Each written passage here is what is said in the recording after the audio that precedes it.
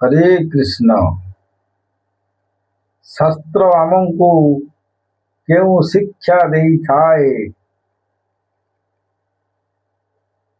माछ खाइब मांस खाइब आमिष खाइब नहीं खीरी खाइब खेचुड़ी खाइब अरुआ खाइब नहीं हाड़ी छुईब पाण को छुईब चंडाल छुईबू नहीं ना बाबू रे यार तात्पर्य है माछ खाओ कि मांस खाओ ये शरीर रे क्यों जिनिस भी रहे ना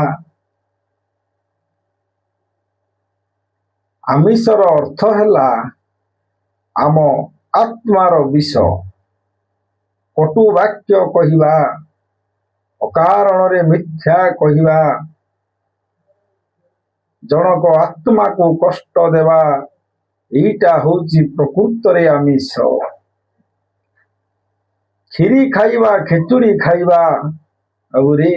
खीरी खेचुड़ी भगवान जगन्नाथ ठारे भोग ही थाए जो जिनिसटी आमे भगवान को समर्पण करिबा ताहा अमृत तुल्य समान होई थाए अरुआ जदि खाइबा सबु रोग मान शरीर रे जात होई थाए डायबिटीज ही जाए बीपी बढ़ी पारे इत्यादि बेमार आमको आसी पारे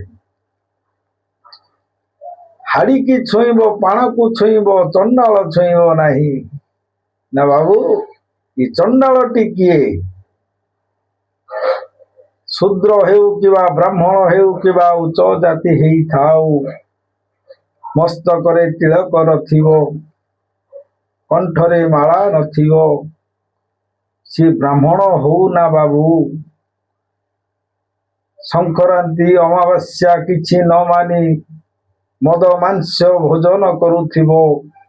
परधन हरण करुथिबो ताकू शास्त्र चंडाल कहिछि